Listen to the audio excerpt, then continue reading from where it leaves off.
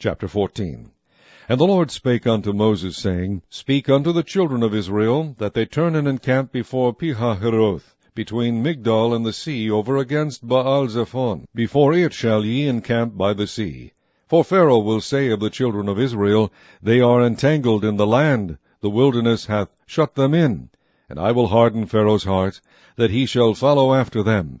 And I will be honored upon Pharaoh, and upon all his host, that the Egyptians may know that I am the Lord.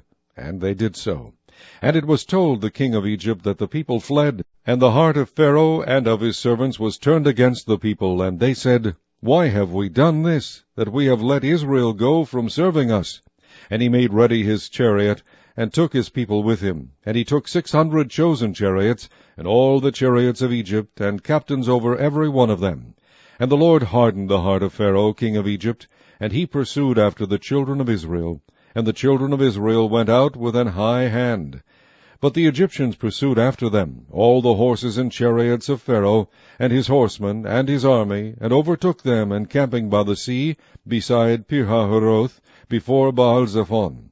And when Pharaoh drew nigh, the children of Israel lifted up their eyes, and behold, the Egyptians marched after them, and they were sore afraid. And the children of Israel cried out unto the Lord, and they said unto Moses, Because there were no graves in Egypt, hast thou taken us away to die in the wilderness? Wherefore hast thou dealt thus with us, to carry us forth out of Egypt?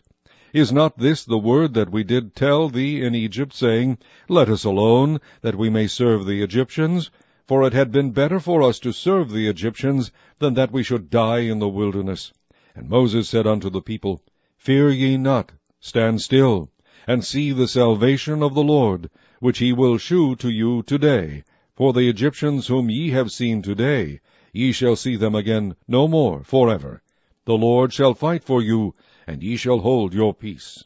And the Lord said unto Moses, Wherefore criest thou unto me? Speak unto the children of Israel, that they go forward. But lift thou up thy rod, and stretch out thine hand over the sea, and divide it. And the children of Israel shall go on dry ground through the midst of the sea. And I, behold, I will harden the hearts of the Egyptians, and they shall follow them. And I will get me honor upon Pharaoh, and upon all his host, upon his chariots, and upon his horsemen. And the Egyptians shall know that I am the Lord, when I have gotten me honor upon Pharaoh, upon his chariots, and upon his horsemen.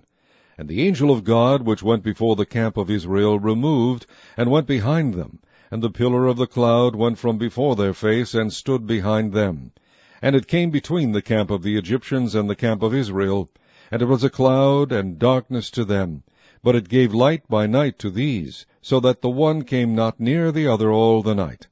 And Moses stretched out his hand over the sea, and the Lord caused the sea to go back by a strong east wind all that night, and made the sea dry land, and the waters were divided. And the children of Israel went into the midst of the sea upon the dry ground, and the waters were a wall unto them on their right hand and on their left.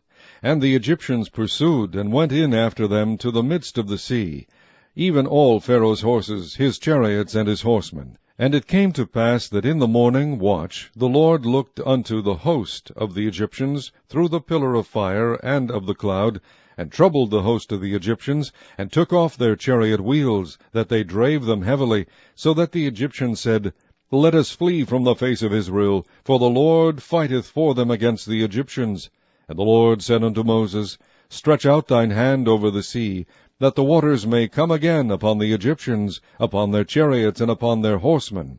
And Moses stretched forth his hand over the sea, and the sea returned to his strength when the morning appeared, and the Egyptians fled against it, and the Lord overthrew the Egyptians in the midst of the sea.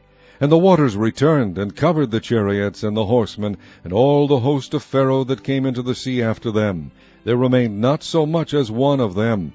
But the children of Israel walked upon dry land in the midst of the sea, and the waters were a wall unto them on their right hand and on their left.